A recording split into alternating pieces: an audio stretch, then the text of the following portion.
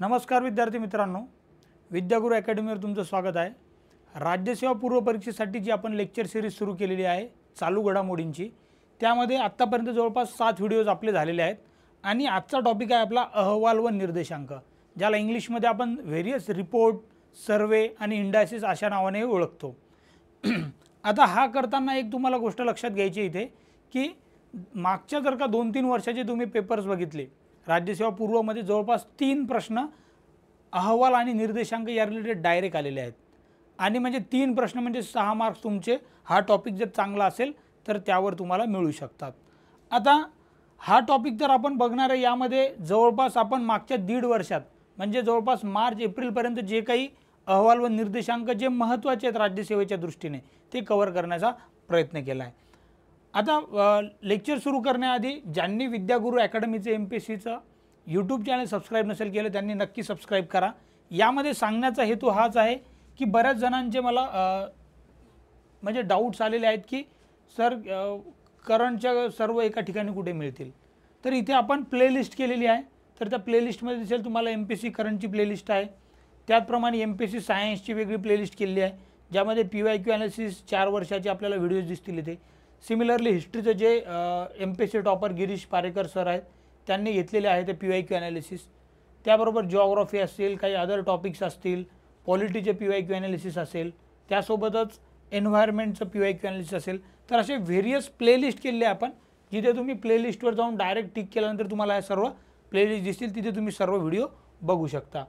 आणि इथे मेन्सचेही तुम्हाला व्हिडिओ दिसतील, ते मेन्सला जाताना आपण बघणे आवश्यक आहे, जेव्हा प्रिलिम झाले तेव्हा बघू शकता तुम्ही।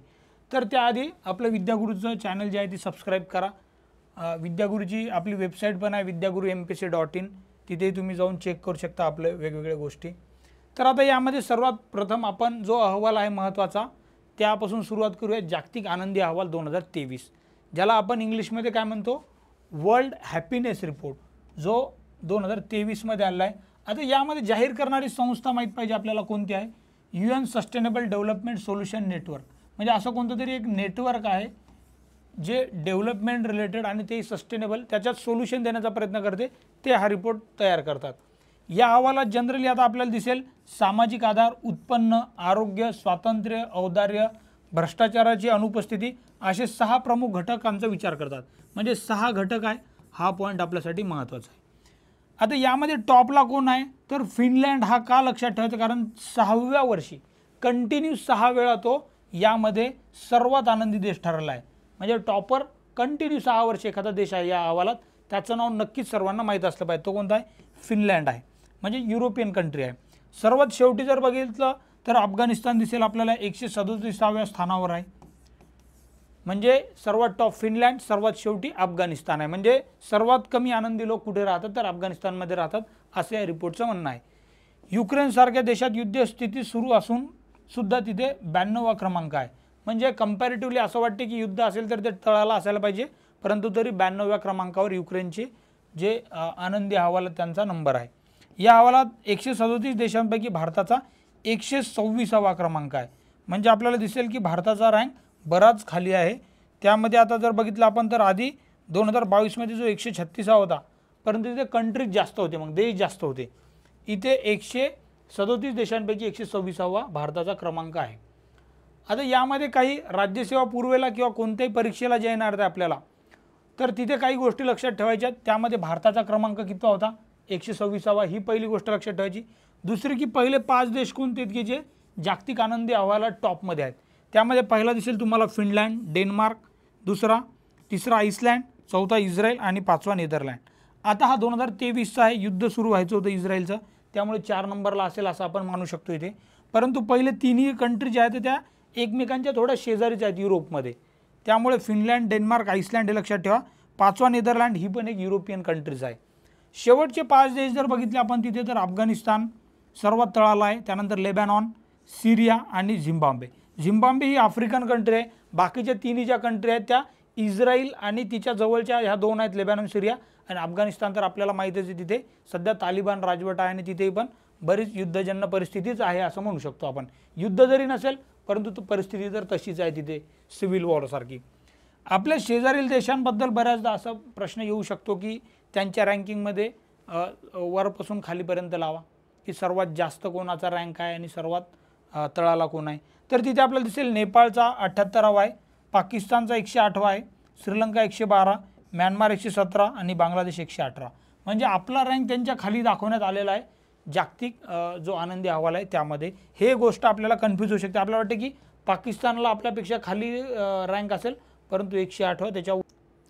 नेक्स्ट इथे लिंग तफावत निर्देशांक, म्हणजे जे जेंडर म्हणतो ना आपण, त्याच्यामध्ये किती डिस्पॅरिटी आहे, किती असमानता आहे तो चेक करणारा निर्देशांक आहे. यामध्ये लक्षात ठेवायचं की जाहीर करणारी संस्था, यावर प्रश्न येऊ शकतो. World economic forum. आता या वर्ल्ड इकॉनॉमिक फोरमचे भरपूर रिपोर्ट्स येतात वेगवेगळे, तर ते थोडे रिपोर्ट्स बघून घ्या.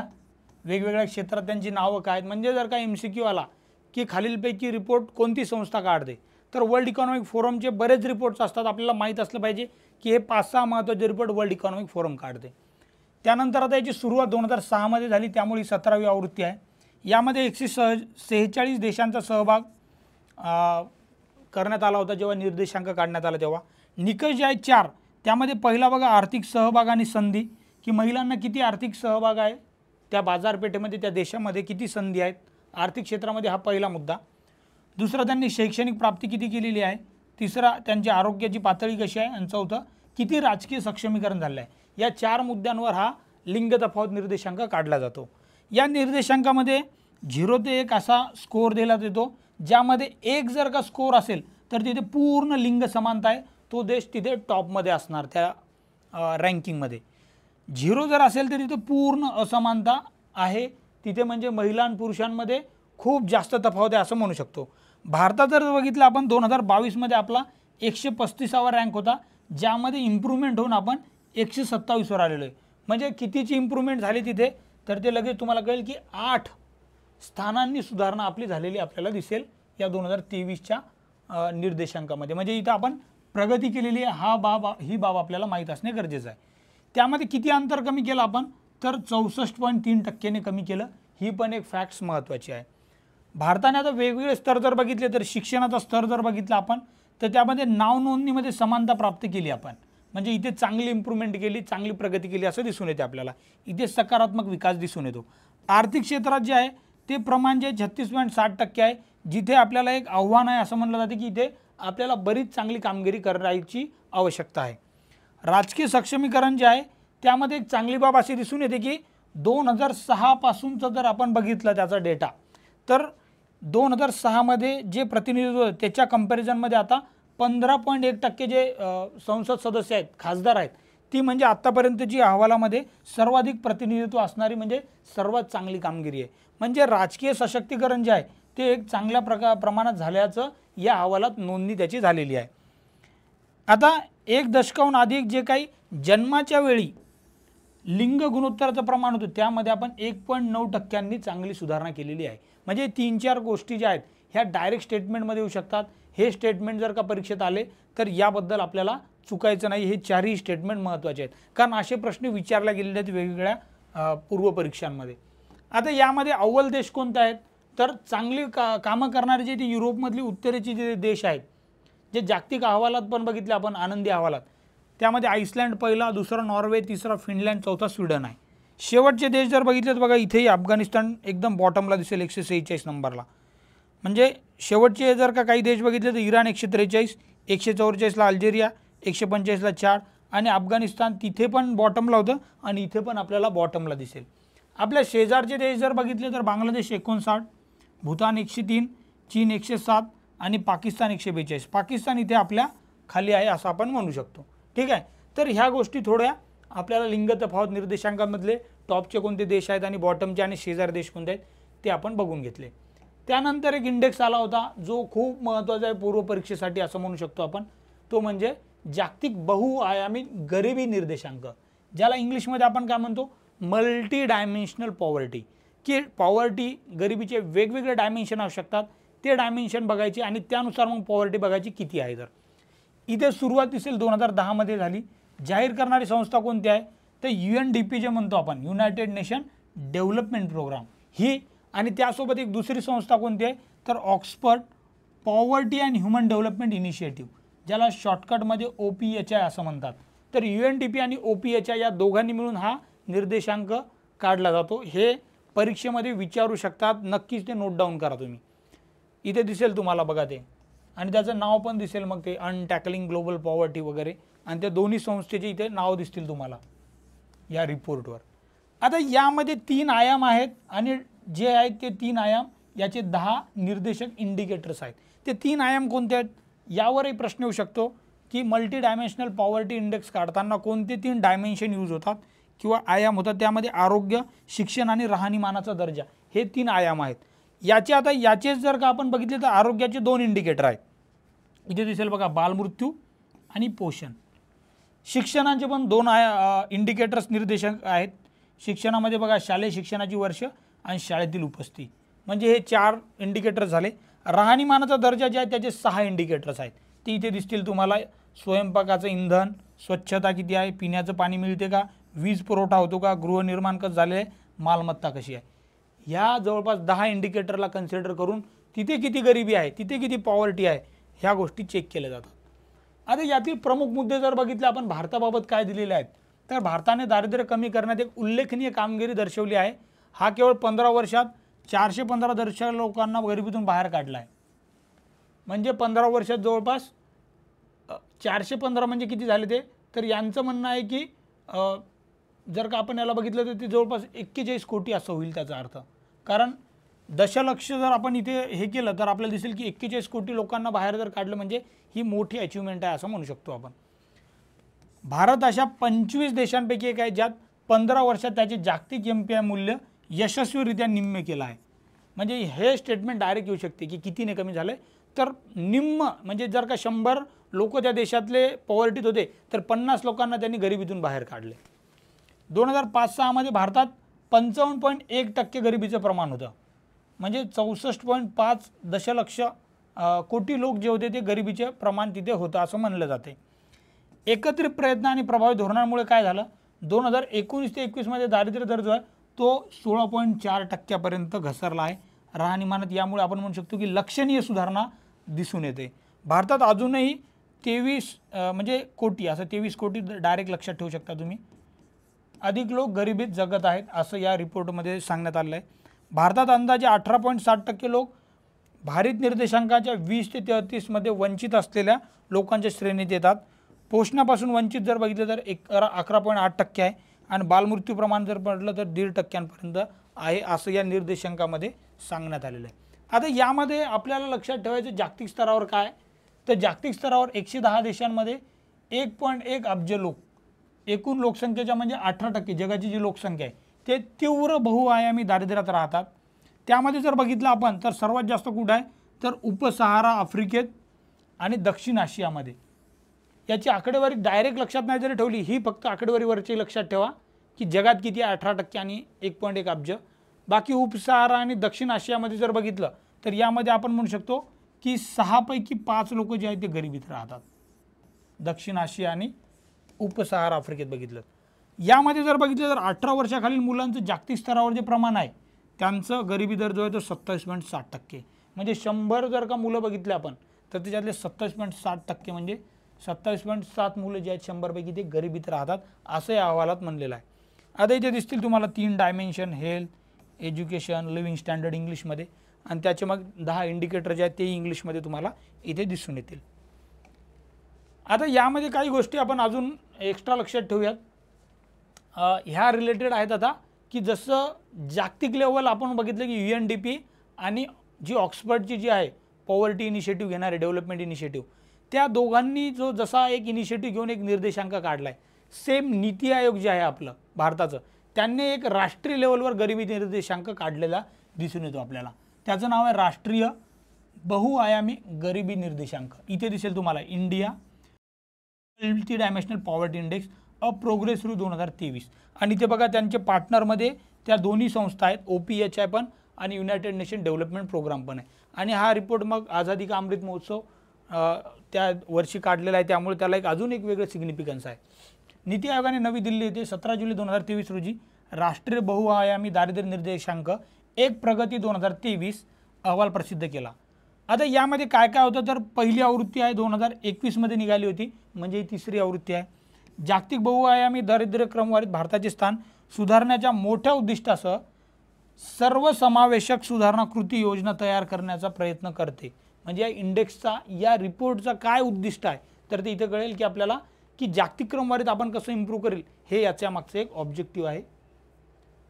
आता पुढे चालून आपल्याला आपण बघितले की तिसरी आवृत्ती, कारण 21 मध्ये सुरुवात झाली आहे। ही आकडेवारी काढण्यासाठी प्राथमिक डेटा जो वापरला त्यांनी तो राष्ट्रीय कुटुंब आरोग्य सर्वेक्षण 5वा अहवाल जो आहे, ज्याला नॅशनल फॅमिली हेल्थ सर्वे 5 असं इंग्लिशमध्ये म्हणतो आपण, त्याचा हा जो डेटा मिळवला तो त्या सर्वेमधून, त्या आरोग्य अहवालातून मिळवण्यात आलेला आहे। आता या अहवालात मुद्दे काय होते या गरिबी निर्देशांकामध्ये आपल्या नीती आयोगाने काढलेल्या, तर यांचं म्हणणं की भारतात बहुआयामी गरिबीची संख्या जी आहे ती 15-16 मध्ये जी 24.85% होती त्यावरून कमी होऊन ती 14.96% पर्यंत घसरली आहे। हे स्टेटमेंट डायरेक्ट येऊ शकते, कारण नीती आयोगावर असा सेम प्रश्न आलेला आहे, ज्यामध्ये नीती आयोगाच्या एका अहवालामधले 2 स्टेटमेंट विचारले होते आणि त्याहून आपल्याला मग आन्सर काढायचं होतं की पहिलं बरोबर आहे, दुसरं बरोबर आहे की दोन्ही बरोबर आहे। त्यामुळे नीती आयोगचा अहवाल हा खूप महत्त्वाचा असतो, हे नेहमी लक्षात घेणे गरजेचं आहे। 5 वर्षाच्या कालावधीत 13.5 कोटी भारतीय गरिबीतून मुक्त झाले असं म्हणता येईल या अहवालानुसार। तरी 7 भारतीयांपैकी एक जो आहे तो बहुआयामी गरीब आहे। म्हणजे 7 व्यक्ती जर आपण बघितले त्यापैकी एक जो आहे तो मल्टी डायमेन्शनली पोअर आहे असं या अहवालातून दिसून येते। सुधारणा झालेली क्षेत्र जर बघितले आपण तर स्वयंपाकाचं इंधन, स्वच्छता, पिण्याचं पाणी आणि बँक खाती ही जी आहेत पॅरामीटर इंडिकेटर्स, त्यामध्ये बरीच सुधारणा झालेली आहे मागच्या 5-6 वर्षात असं या अहवालात सांगण्यात आलं आहे। आता सुधारणा पुढे कुठे आवश्यक आहे तर त्यामध्ये दिसेल की पोषण आणि शिक्षणात प्रवेश या 2 क्षेत्रामध्ये अजून सुधारणा करणे गरजेचं आहे असं या अहवालात सांगण्यात आलेलं आहे। आता विविध राज्यांची कामगिरी जर बघितली आपण तर यामध्ये बघा उत्तरेतले जे बिहार, उत्तर प्रदेश, मध्य प्रदेश, ओडिशा, राजस्थान यासारख्या राज्यांमध्ये सुधारणा झाल्यामुळे ग्रामीण भागातील गरिबीत लोकांची संख्या सर्वात जलद घटलेली आहे। मग जलद कुठे घटलेली आहे तर ग्रामीण भागात, कारण काय तर ते जे बाकीचे आपण राज्य बघितले तिथे चांगली इम्प्रूव्हमेंट झाली दिसते। त्यामध्ये जवळपास 32.59 ते 19.28% इतकी आपल्याला दिसते की इम्प्रूव्हमेंट झालेली आहे गरिबीच्या इंडिकेटर्समध्ये। यामध्ये बिहार वगळता भारतातील इतर कोणत्याही राज्यात 1/3पेक्षा जास्त लोकसंख्या बहुआयामी दारिद्र्यात जगत नाही। म्हणजे बिहार अजूनही इथे जास्त प्रमाणात गरीब लोक राहतात असं दिसून आलेलं आहे। 10% पेक्षा कमी लोक बहुआयामी दारिद्र्यात जगणाऱ्या राज्यांची संख्या 2016 आणि 2021 मध्ये 7 वरून 14 झाली आहे।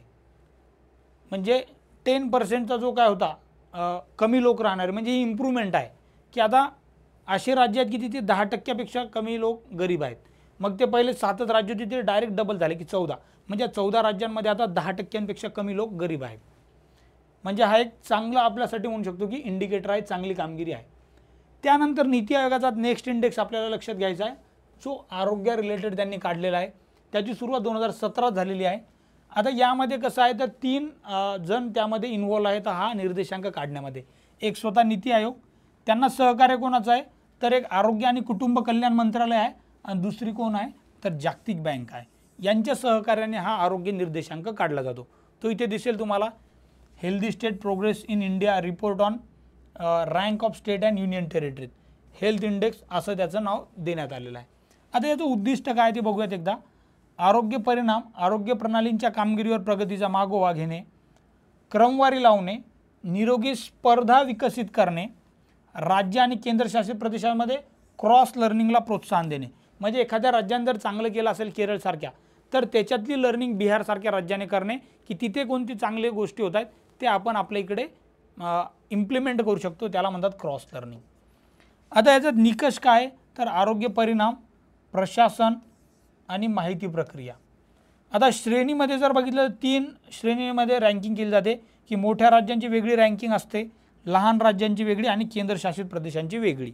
तर यामध्ये बघूयात आपण आता मोठी राज्य जर बघितली आपण तर त्यामध्ये टॉप सर्वात चांगले आरोग्य इंडिकेटर्स कुठे दिसतात तर आपल्याला बऱ्यापैकी माहिती राहते केरळ, त्यानंतर तामिळनाडू आणि तेलंगणा, म्हणजे तिन्ही दक्षिण भारतातील राज्य आहेत जे टॉप करत आहेत। लहान राज्यांमध्ये जर बघितलं तर त्रिपुराने टॉप केलेला आहे, 2 नंबर सिक्कीम आहे आणि 3 नंबरला गोवा आहे। केंद्रशासित प्रदेशामध्ये टॉप करणारं कोण आहे, लक्षद्वीपने टॉप केलेलं आहे आरोग्य निर्देशांकामध्ये। आता शेवटच्या स्थानामध्ये मोठ्या राज्यांमध्ये जसं सांगितलं मी की बिहार ते 19व्या नंबरवर आहे मोठ्या राज्यांमध्ये लहान राज्यांमध्ये मणिपूर एकदम बॉटमला आहे आणि केंद्रशासित प्रदेशामध्ये दिल्लीची कामगिरी एकदम खराब आहे असं म्हणू शकतो आपण, जर का आपण हा रिपोर्ट बघितला healthy state progressive India report by NITI Aayog, ज्याच्यामध्ये मिनिस्ट्री आणि वर्ल्ड बँक या दोघांची पार्टनरशिप आपल्याला दिसून येते. नेक्स्ट आपल्याला आहे जो महत्त्वाचा आहे जागतिक भूक निर्देशांक ग्लोबल हंगर इंडेक्स 2023, ज्याची 18वी आवृत्ती आहे. आता या इंडेक्सचा प्रॉब्लेम काय झाला होता तर याबद्दल बरीच कॉन्ट्रोवर्सी निर्माण झाली होती. गव्हर्नमेंट ऑफ इंडिया म्हणे की आम्ही ही आकडेवारी स्वीकारत नाही, रिजेक्ट करतो, कारण यामध्ये बरेच फ्लॉज आहेत. परंतु हा इंडेक्स चालला तर आपल्याला थोडी माहिती बघावीच लागेल. यामध्ये प्रकाशन जर बघितलं तर 2006 पासून हा प्रकाशित होतो. जाहीर करणारी संस्था जी आहे ती एक म्हणजे प्रायव्हेट संस्था आहे, त्या दोन्ही पण कन्सर्न वाईल्ड लाईफ नावाची एक संस्था आहे आणि वेल्थ हंगर लाईफ नावाची एक जर्मन संस्था आहे. म्हणजे या दोन्ही प्रायव्हेट इन्स्टिट्यूट आहेत आणि यांची जी सर्वे करण्याची पद्धत आहे ती तेवढी काही बरोबर नाही आहे असं गव्हर्नमेंट ऑफ इंडियाने म्हणून हा रिजेक्ट केला होता. परंतु याबद्दल न्यूजपेपर आणि बाकीच्यांनी बरंच कव्हर केलं. परीक्षेमध्ये जर आला तर आपल्याला माहिती असलीच पाहिजे, त्यामुळे आपण व्यवस्थित कव्हर करूया. आता या निर्देशकांच्या निकषामध्ये बघितलं तर 3 आयाम आणि 4 निर्देशक आहेत. 3 आयाम कोणते आहेत तर अपुरा अन्न पुरवठा, बालमृत्यूदर, बालकांमधील कुपोषण, हे 3 आयाम आहेत. 4 निर्देशक कोणते आहेत? अपुरा अन्न पुरवठामध्ये निर्देशक आहे कुपोषित लोकसंख्येचं प्रमाण किती आहे. बालमृत्यूदरामध्ये जो निर्देशक आहे तो 5 वर्षाखालील मुलांचा मृत्यूदर किती आहे. बालकांमधील कुपोषणमध्ये 2 इंडिकेटर आहे, त्यामध्ये उंचीपेक्षा वजन कमी ज्याला वास्टिंग किंवा वेस्टिंग म्हणतो आपण, आणि चौथा जो आहे वयापेक्षा उंची कमी ज्याला स्टंटिंग म्हणतो. तर हे इंडिकेटर जे आहेत 4 याहून काढलं जातो मग ग्लोबल हंगर इंडेक्स. इथे तुम्हाला दिसेल 2023चा the power of youth in shaping the food system असं त्याचं एक टायटल पण होतं. आता ग्लोबल हंगर इंडेक्समध्ये जर बघितलं आपण तर आपला जो रँक आहे तो 2020 मध्ये बघा 94वा होता, 21 मध्ये 101 ला गेला होता, म्हणजे 100च्या पलीकडे गेला, 22 मध्ये 107 आणि 23 मध्ये अजून खराब 111वा झालेला आहे. सो मग 2023चा जो आहे तो 111वा आपला रँक जो आहे तो बराच तळाला गेलेला आहे. त्यामुळे त्याबद्दल बरीच चर्चा झाली होती, बरंच त्याबद्दल गव्हर्नमेंटला घेरण्यात आलं होतं. यामध्ये काय होते आता बघा, देशातील भुकेच्या स्थितीवरून जागतिक भूक निर्देशांकामध्ये 0 ते 100 गुण दिले जातात. आता 0 हा जो आहे तो सर्वोत्तम स्कोर आहे इथे, म्हणजे तिथे काहीही भूक नाही. 100 जो आहे तो सर्वात वाईट स्कोर समजला जातो. आता यामध्ये जे आहे की उपासमार किती आहे, कमी आहे, ज्याला लो म्हणतात, मध्यम आहे, मॉडरेट म्हणतात. त्यांचे गुण जर बघितलं तर जर का ते 0 ते 100 मध्ये जे गुण दिले जातात त्यामध्ये जर का 9.9 गुण असतील तर तिथे कमी उपासमार आहे, म्हणजे तो देश चांगल्या स्थितीत आहे असं आपण म्हणायला हरकत नाही आहे. मध्यम उपासमारदार म्हणजे त्या देशाला जर का गुण मिळाले आहेत 10 ते 19.9, म्हणजे 20 पेक्षा कमी गुण आहेत, म्हणजे तिथे मध्यम उपासमार आहे, ठीक आहे, मॉडरेट आहे असं म्हणता येईल. प्रॉब्लेम कुठे येतो तर गंभीर उपासमारपासून होतो प्रॉब्लेम सुरू, जिथे गुण 20 ते 34.9 वर, यावर प्रश्न येऊन गेलेला आहे PYQ, त्यामुळे हे इम्पॉर्टंट आहे. त्यानंतर धोक्याची घंटा, एखाद्या देशाला जर गुण 35 ते 50च्या दरम्यान मिळाले, म्हणजे 49.9 म्हणजे 50, तर तिथे एकदम धोक्याची घंटा आहे, तिथे खूप जास्त प्रॉब्लेम सुरू आहे, तो उपासमार आहे असं म्हणू शकतात. 50 पेक्षा जास्त जर गुण मिळाले तर तिथेची स्थिती एकदम भयावह, एक्स्ट्रीमली हे आहे आणि तिथे खूप प्रॉब्लेम येत आहेत. अशा गोष्टी आपल्याला माहीत असल्या पाहिजे. तर ही जी कॅटेगरायझेशन केलं आहे गुणांचं ते पण परीक्षेत विचारलं गेलं आहे, त्यामुळे ते लक्षात ठेवा. 2023च्या अहवालाची संकल्पना जी बघितली ती the power of youth in shaping food system असं याचं टायटल होतं, ते आपल्याला माहीत असणे गरजेचं आहे. आता अहवालातल्या काही महत्त्वाच्या बाबी बघूयात आपण, जागतिक लेवलवर काय काय आपल्याला लक्षात ठेवणं गरजेचं आहे. 2023 मध्ये जागतिक सरासरी बघा आता तुम्ही किती आहे तर ती 18.3 आहे इथे, ज्याला मध्यम मानली जाते, म्हणजे जागतिक लेवलवर जे आहे ते मध्यम उपासमार आहे असं इथून दिसते. 17 पासून कुपोषणाचं प्रमाण वाढत आहे आणि कुपोषित लोकांची संख्या 572 दशलक्षवरून 735 दशलक्ष झाली आहे, म्हणजे तिथे आता बघा उपासमार वाढत चाललेले आहे असं इथून दिसून येते आपल्याला. आता यामध्ये ज्या वेगवेगळ्या पातळी बघितल्या होत्या आपण, जसं बघितलं की गंभीर भूक आहे, तर गंभीर भूक कुठे आहे जास्त मग पातळीमध्ये तर दिसेल आपल्याला दक्षिण आशिया, ज्यामध्ये भारत पण येतो, आणि उपसहारा आफ्रिका. तर या इथे सर्वोच्च पातळीची आपण म्हणू शकतो की उपासमार होते. तिथे जागतिक क्षेत्र जे आहे ते 27 जो काय त्याच्या 0 ते 100 मध्ये स्कोर आहे, त्या स्कोअरसह हे गंभीर भुकेच्या त्या इंडिकेटरमध्ये येते. त्यानंतर पश्चिम आशिया आणि उत्तर आफ्रिका जर बघितलं तर इथे मध्यम प्रकारची जी आहे ती भूक पातळी दिसून येते, जिथे 11.9 गुण आहेत. आता यामध्ये दुसरा सर्वात कमी असणारा कोणता रिजन आहे तर त्यामध्ये दिसेल आपल्या दक्षिण पूर्व आशिया, पूर्व आणि दक्षिण पूर्व आशिया, ज्यामध्ये जास्त चीनचं वर्चस्व आहे कारण त्यांची लोकसंख्या जास्त आहे. आता यामध्ये सर्वात कमी जिथे भूक आहे ते आपल्याला कोणता ते रिजन दिसेल त्यामध्ये तर युरोप माहिती आहे आपल्याला, तिथे कमी भूक आहे आणि मध्य आशिया पण यामध्ये येतो. आता मध्य आशियामध्ये आपल्याला माहिती आहे की सध्या जे इस्रायल पॅलेस्टाईन इथे जे युद्ध सुरू आहे तो भाग जो आहे तो मिडल ईस्टचा पार्ट आहे, ज्यामध्ये अरेबिक कंट्रीज पण येतात बऱ्याच, ज्या गल्फ कंट्रीज म्हणतो आपण आखाती देश, तो भाग पण या मध्य आशियाचाच भाग आहे. तिथे कमी भूकमार आहे. आपल्याला ते कन्फ्यूज होऊ शकते, आपल्याला वाटते की त्या एरियामध्ये पण भरपूर भुकेची पातळी जास्त असेल, परंतु तिथे कमी आहे असं हा अहवाल सांगतो, ग्लोबल हंगर इंडेक्स. यामध्ये जर का आपण शेजारी देशांचं बघितलं इथे तर या इमेजमध्ये दिसेल तुम्हाला बघा, भारत 111 म्हणजे बराच बॉटमला आहे, अफगाणिस्तान 114 आहे, पाकिस्तान 102, बांगलादेश 81, नेपाळ 69, श्रीलंका 60, चीन 4, म्हणजे चीनचं बरीच चांगली कामगिरी आहे या हंगर इंडेक्सनुसार. आता यामध्ये दिसेल आपल्याला 125 देशांच्या यादीत भारत 111व्या क्रमांकावर आहे, 28.7 गुणांसह. आपण कोणत्या श्रेणीमध्ये येतो? गंभीर भूक श्रेणीमध्ये येतो, ज्याला इंग्लिशमध्ये आपण सिरियस हंगर कॅटेगरी असं म्हणतो. भारतात कुपोषणाचं प्रमाण 16.6% आहे. सो मग हा पण आकडेवारी थोडी लक्षात ठेवा. भारताचा 5 वर्षाखालील मृत्यूदर जो आहे तो 3.1%, म्हणजे जे लहान मुलं आहेत चाइल्ड मॉर्टॅलिटी रेट जे इंग्लिशमध्ये म्हणतो आपण, तिथे 3.1% असं म्हणणं आहे. शेजारी राष्ट्रांचं आत्ताच बघितलं आपण, इकडे तीच माहिती इथे आहे. आता यानंतर आपल्याला काही गोष्टी लक्षात ठेवायच्या की अहवालामध्ये काय आहे, सुरुवातीला 20 देशांना क्रमांक दिलेला नाही आहे, पण त्या 20 देशांमध्ये जे काही टॉपला आहे प्रथम ते बेलारूस आहे.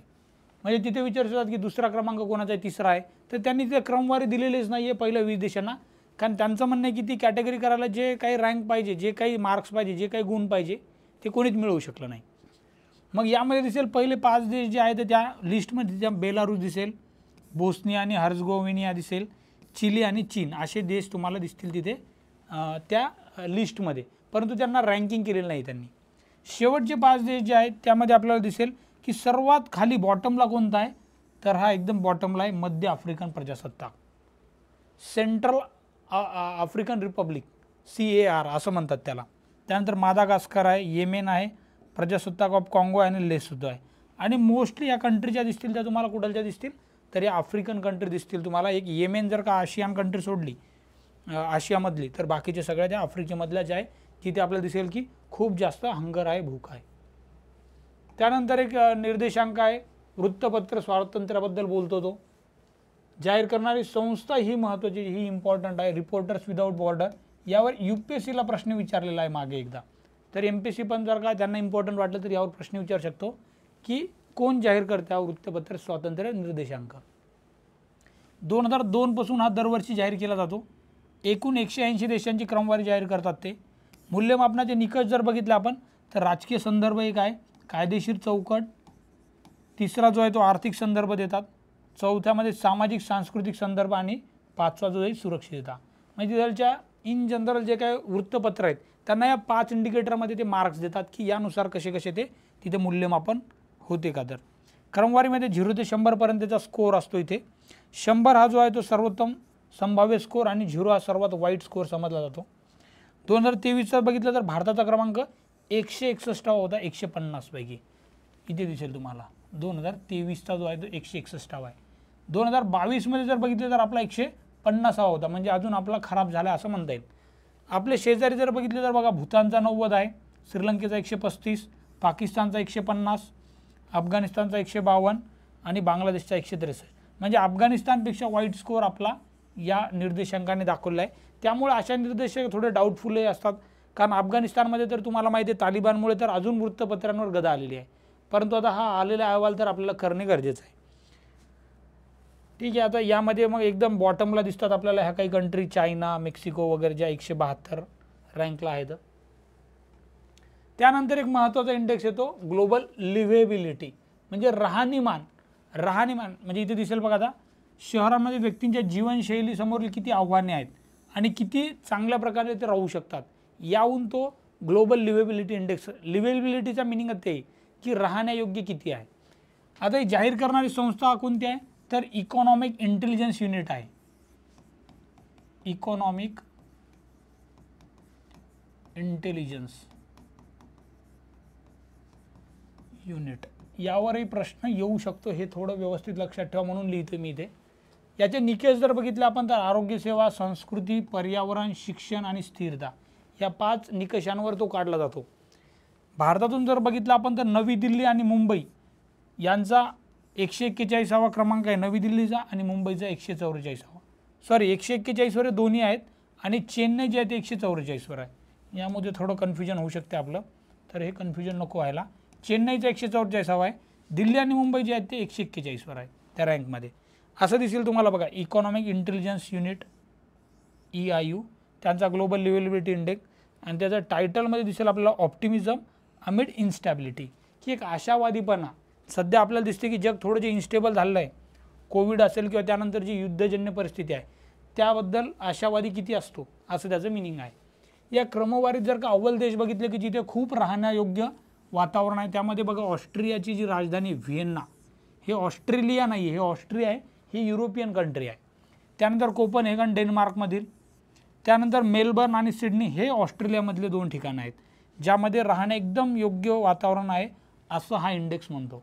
क्रमवारीत शेवटची आणि म्हणजे वाईट कोणते आहेत देश आणि त्यांच्या राजधान्या, तर तिथं अल्जियर्स जे अल्जेरिया देशाची राजधानी आहे, त्यानंतर त्रिपोली नावाचं जे लिबियामधलं शहर आहे आणि दमास्कस हे सिरियामधलं आहे, की जिथे राहण्याच्या म्हणजे लिव्हिबिलिटी राहण्यायोग्य खूप कमी आहेत हे शहर आहे असं म्हणलं जाते तिथे.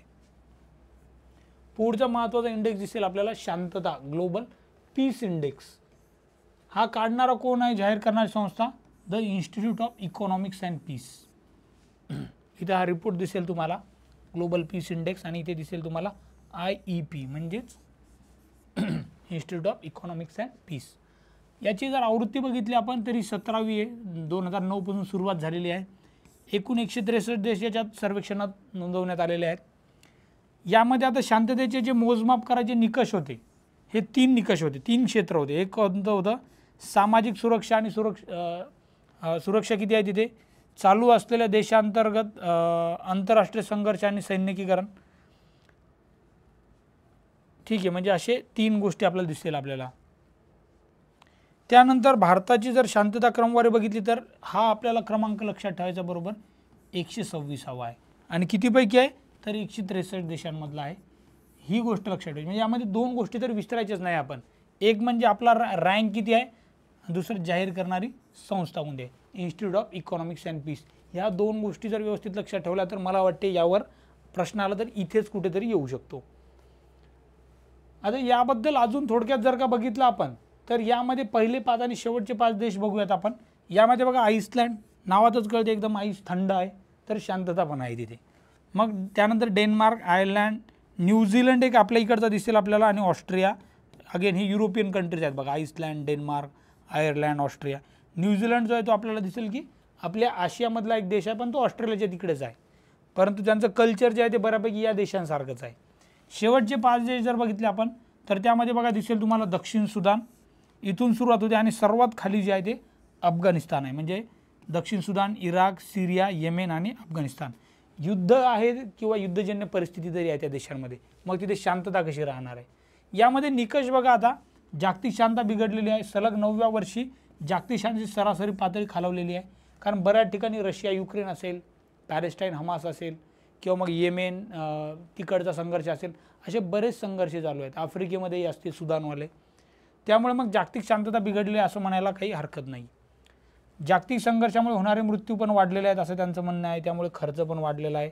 कोविड नंतरच्या काळात बरीच अशांतता वाढलेली आहे, त्यामुळे संघर्षात वाढले झालेले हे पण एक कारण त्यामध्ये अधोरेखित करण्यात आलेलं आहे. पुढचा निर्देशांक बघा जो हवामान रिलेटेड आहे. जागतिक हवामानामध्ये कामगिरी कोण कशी केलेली आहे, हा 2005 पासून दरवर्षी प्रकाशित होतो. त्याचं नाव काय आहे, क्लायमेट चेंज परफॉर्मन्स इंडेक्स, इंग्लिशमध्ये असं नाव आहे त्याचं. क्लायमेट चेंज म्हणजेच हवामान बदल. हवामान बदलाचा सामना करण्यासाठी देशांच्या किती प्रयत्न केलेला आहे तो मागोवा घेण्यासाठी हा इंडेक्स काढलेला आहे. आंतरराष्ट्रीय हवामान राजकारणात पारदर्शकता वाढवणे, हवामान संरक्षणाच्या प्रयत्नांची वैयक्तिक देशांनी केलेल्या प्रगतीची तुलना करणे हे त्याचं उद्दिष्ट आहे. आता हे काढते कोण हे महत्त्वाचं आहे. यामध्ये बघा दिसतील तुम्हाला एक जर्मन वॉच नावाची संस्था आहे, new climate institute and climate action network असा आहे, या दोघांनी मिळून हा निर्देशांक दरवर्षी प्रकाशित केला जातो। आता यावर्षी जे दुबईमध्ये COP28 झाली होती, जे आपण आंतरराष्ट्रीयमध्ये बघितलं COP28, तर तिथे जी दुबईत झालेली आहे तिथेही घोषणा करण्यात आलेली आहे या निर्देशांकाची की काय कोण किती परफॉर्म चांगलं केलं आहे, कोणाची कामगिरी कशी होती। तर याबद्दल डिटेलमध्ये बघूयात आपण की भारताचं जर बघितलं आपण तर आपण यावर्षी 7व्या स्थानावर पोहोचलेला आहे। म्हणजे आपली हवामान बदल यावर जी कामगिरी ती खूप चांगली होती असं हा इंडेक्स सांगतो। जनरली आपण आत्तापर्यंत इंडेक्स बघितले तिथे आपली वाईट कामगिरी दिसली आपल्याला, पण इथे आपली एकदम चांगली कामगिरी, म्हणजे यावर प्रश्न जर आला तर आपल्याला व्यवस्थित कळलं पाहिजे की आपली इथे कामगिरी चांगली होती। भारताच्या यशाचं श्रेय जे आहे ते हरितगृह वायू श्रेणीतील त्यांच्या दमदार कामगिरीला दिले जाते। CCPI मध्ये महत्त्वपूर्ण वजन असलेल्या अन्न क्षेत्रावर लक्षणीय भर दिला जातो। या अहवालात उत्सर्जनावर प्रभाव टाकण्यास अक्षय ऊर्जेची महत्त्वाची भूमिका अधोरेखित करण्यात आली असून पुढील मूल्यांकनात भारताच्या स्थितीवर होणारा संभाव्य परिणाम अधोरेखित करण्यात आला आहे। या निर्देशांकात चीन जो आहे 51व्या तर अमेरिका जो आहे 57व्या स्थानावर आहे। म्हणजे यांची कामगिरी चांगली नाही आहे असं म्हणायला आपल्याला दिसून येते या निर्देशांकावर। आणि आपलं काय तर अक्षय ऊर्जा म्हणजे आपल्या इकडे बघा सोलार एनर्जीवर आपण बरंच चांगलं काम करतोय, आणि ज्या काही रिन्युएबल आणि क्लीन एनर्जी आहेत, ग्रीन एनर्जी आहेत, आपल्याकडे व्हेकल्स असतील, CNG असेल, यांचा आपण वाढवतोय, त्यामुळे आपली कामगिरी चांगली आहे। वेगवेगळ्या क्षेत्रात आपण चांगलं करतोय असं या अहवालातून पण दुजोरा देण्यात आलेला आहे। आता 5 वर्षामध्ये त्यांनी कोण कोण कसं कसं वर्क केलं, इंडियाचा ट्रॅक रेकॉर्ड जर बघितला आपण तर थोडक्यात बघून घेऊयात आपण।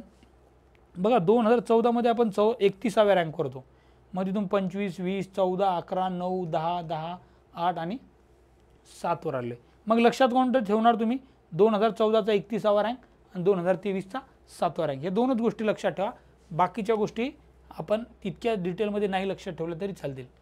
त्यानंतर एक महत्त्वाचा फायर पॉवर म्हणजे काय की संरक्षण क्षेत्रात तुमच्याकडे दारुगोळा वगैरे किती आहे, किती तुमची मिलिटरी प्रिपेअर्ड आहे, याच्यासाठी हा निर्देशांक असतो। आता याचा प्रमुख डेटा वेबसाईटनुसार युनायटेड स्टेट्स जगभरातील सर्वात शक्तिशाली लष्करी शक्ती आहे। ग्लोबल फायर पॉवरचं मूल्यांकन प्रत्येक राष्ट्राच्या एकूण स्कोअर निश्चित करण्यासाठी लष्करी युनिटची संख्या काय काय बघतात बघा, लष्करी युनिट किती आहेत, तुमच्याकडे आर्थिक संसाधने किती आहेत युद्धासाठी वगैरे त्या गोष्टींसाठी, लॉजिस्टिक क्षमता किती आहे तुमची, भौगोलिक विचार केला जातो की तुमची जॉग्राफी कशी आहे, अशी 125 देशांची यादी यामध्ये जाहीर करण्यात येते। आता यामध्ये आपला किती रँक लागतो ते बघून घेऊयात आपण। इथे टॉप 10 मध्ये आपण 4 नंबरला येतो की सर्वात पहिले अमेरिका, युनायटेड स्टेट्स, दुसरं रशिया आहे, तिसरं चीन, चौथं भारत, त्यानंतर मग बघा युनायटेड किंगडम, दक्षिण कोरिया, पाकिस्तान पण 7 नंबरला येते, जापान 8, 9ला फ्रान्स आणि 10ला इटली। जापान आपल्याला वाटत नाही की युद्धाच्या रिलेटेड किंवा डिफेन्स वगैरे त्याच्या रिलेटेड टॉप 10 मध्ये असेल, परंतु जापान पण आहे। बाकी मग तुम्हाला कळलंच की आपण 4 नंबरला आहे, जे सर्वात शक्तिशाली देश समजले जातात त्या टॉप 5 मध्ये आपण 4 नंबरला येतो। त्यानंतर एक नेक्स्ट रिपोर्ट आहे जो आंतरराष्ट्रीयमध्ये पण आपण बघितला होता, इंटरनॅशनल मायग्रेशन आउटलुक। हा कोण काढते तर ते लक्षात ठेवा, तरी काढणारी संस्था जी आहे ती OECD आहे, organisation of economic cooperation and development नावाची आहे, ती काढते। आणि ती कशासाठी आहे तर या OECD देश म्हणजे जे प्रगत देश आहेत, विकसित देश आहे, त्यामध्ये होणारं स्थलांतरण, त्या देशात येणारे मायग्रेट करणारे लोक, त्यांचा एक डेटा काढला जातो। त्यामध्ये आपल्याला लक्षात ठेवायचं भारत आघाडीवर आहे तिथे देशामध्ये होणाऱ्या स्थलांतरात। म्हणजे भारतीय तिथे वेगवेगळ्या जॉबसाठी, डॉक्टर असतील, इंजिनियर्स असतील, टीचर, प्रोफेसर, वेगवेगळ्या प्रोफेशनसाठी तिथे एकदम स्थलांतर करताना वाढलेलं दिसते। 21 आणि 22 मध्ये भारत आहे याने चीनला पण मागे टाकलेला आहे आणि तिथे प्राथमिक स्रोत बनला आहे मायग्रेशन सारखा। ह्या दोनच गोष्टी लक्षात ठेवायचा, कोणासाठी रिपोर्ट आहे हा आणि भारताचं त्याच्यात कसं आपण टॉप केलेला आहे ती गोष्ट। त्यानंतर हा पण आपण आंतरराष्ट्रीयमध्ये बघितला होता UNODCचा आग्नेय आशियामधला अफू सर्वेक्षण। तर आता हा तुम्हाला रिपोर्टचं नाव दिसेल बघा, South East Asia opium survey 2023, cultivation, production and implication, आणि काढणारी कोण आहे UNODC म्हणजे United Nation office on drugs and crime. इथे दिसेल बघा तुम्हाला United Nation office on drugs and crime यांनी काढलेलं आहे। त्याचं शीर्षक पण बघितलं आपण की South East Asian opium survey 2023, त्यामध्ये कल्टिवेशन म्हणजे लागवड, प्रोडक्शन म्हणजे उत्पादन आणि इम्प्लिकेशन म्हणजे त्याचे होणारे परिणाम, या शीर्षकाचा अहवाल आहे। आणि मग त्यांनी सांगितलं की सुवर्ण त्रिकोण जो आहे तो अफूच्या लागवडीत लक्षणीय वाढ झालेली आहे. याबद्दल डिटेल माहिती जर बघायची तर आंतरराष्ट्रीयचा जो आपण व्हिडिओ बनला त्याबद्दल मग हे सुवर्ण त्रिकोण वगैरे याबद्दल डिटेलमध्ये माहिती दिलेली आहे, तिकडे जाऊन तुम्ही बघू शकता त्या व्हिडिओमध्ये आंतरराष्ट्रीयच्या. आता त्यानंतर हा महत्त्वाचा सर्वे झाला होता. ही प्रथम जनगणना असल्यामुळे ही व्हेरी इम्पॉर्टंट म्हणू शकतो आपण, कारण MPSC मध्ये जर का कोणती गोष्ट पहिल्यांदा होत असेल तर ती विचार जाते. आणि केंद्र सरकारद्वारे पाणवठ्यांची प्रथमच जनगणना केली, ज्यामध्ये जलशक्ती मंत्रालय यांनी ही जनगणना केलेली आहे.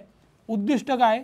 सरोवरांसारख्या नैसर्गिक आणि मानवनिर्मित जलस्रोतांसह भारतातील जलस्रोतांची सर्वसमावेशक यादी प्रदान करणे. देशात मग त्यांनी सांगितले की 24 लाखाहून अधिक जलस्रोतांची गणना करण्यात आली आहे. त्यापैकी 23 लाखाहून अधिक जलस्रोतांची ग्रामीण भागात आहेत, तर 69,000 जे शहरी भागात आहेत. पहिले 5 जलसाठ्याची संख्या असलेले राज्य जर बघितलं तर पहिलं पश्चिम बंगाल आहे, दुसरं UP, तिसरं आंध्र आहे, चौथं ओडिशा आणि पाचवं आसाम आहे. या 5 राज्यात देशातील एकूण 63% जलसंस्था आहेत असा हा अहवाल सांगतो. पुढे चालून आता याच्याबद्दल सर्वोत्तम राज्य जर बघितलं आपण जलसंवर्धनाची योजना तर ते महाराष्ट्र आहे, हे पण आपल्याला माहीत असलं पाहिजे. सर्वाधिक संख्येने तळी आणि इतर जलसाठे बंगालमध्ये आहेत. सर्वाधिक टाक्या जर बघितलं तर आंध्रात आहेत. सर्वाधिक तलाव जे आहेत ते तामिळनाडूत आहेत. तर ह्या खूप इम्पॉर्टंट फॅक्ट्स आहेत. डायरेक्ट यामधलं कोणतंही स्टेटमेंट जे आहे ते परीक्षेमध्ये विचारू शकतात. आपण ह्या गोष्टी विसरायच्या नाही आहे. आणि महाराष्ट्राला तर कधीच विसरायचं नाही, कारण ही पहिली जनगणना झालेली आहे. मंत्रालय आणि महाराष्ट्र कुठे टॉप करते ही गोष्ट आपण व्यवस्थित लक्षात ठेवायची आहे. आता या जलसंवर्धनामध्ये महाराष्ट्राची काय स्थिती आहे ती थोडक्यात बघून घेऊयात आपण. आता महाराष्ट्रामध्ये जर बघितलं आपण तर आत्ताच बघितलं आपण की अव्वल तर आहेच आपण कशामध्ये, जलसंवर्धनामध्ये महाराष्ट्र. यामध्ये आता नैसर्गिक जर बघितलं तर 574 जे जलसंवर्धनाचे प्रोजेक्ट्स आहेत ते आहेत, जलाशय आहेत तिथे. जास्त कोणते आहेत तर 96,488, म्हणजे किती मोठ्या प्रमाणात मानवनिर्मित आहेत त्याच्या कंपॅरिझनमध्ये नैसर्गिक 574 आहेत. राज्यात आता जे 97,062 जलसंस्थांची नोंद झाली त्यामधले सर्वात जास्त म्हणजे जवळपास बघा 99.3% ग्रामीण भागात आहेत, 0.7% शहरी भागात आहेत.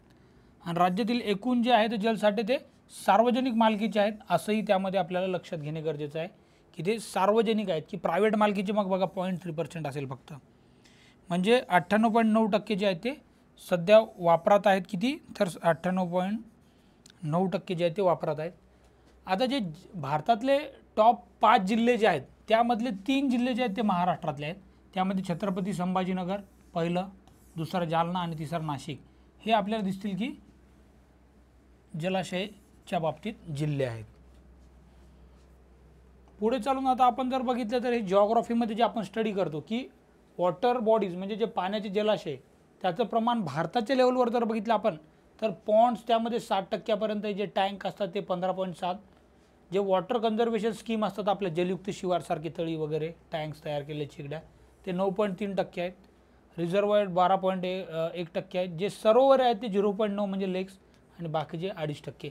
अशा प्रमाणे पाण्याचा जो वाटप झालेला आहे वेगवेगळ्या ठिकाणी असं दिसून येतं. त्यानंतर नेक्स्ट अहवाल आहे आर्थिक स्वातंत्र्य निर्देशांक. यामध्ये वेगवेगळे जे इंडिकेटर असतात की राजकीय किती स्वातंत्र्य आहे, तिथे बाजारपेठ किती मुक्त आहे, असे काही घटक जे आहेत त्यानुसार अमेरिकन कन्झर्वेटिव्ह थिंक टँक जो आहे हेरिटेज फाउंडेशन नावाचा हे आर्थिक स्वातंत्र्य निर्देशांक काढतात, ज्याला इंडेक्स ऑफ इकॉनॉमिक फ्रीडम असंही इंग्लिशमध्ये म्हणलं जाते. आता यामध्ये 184 देशांचा विचार करण्यात आला मागच्या 1 वर्षात जवळपास.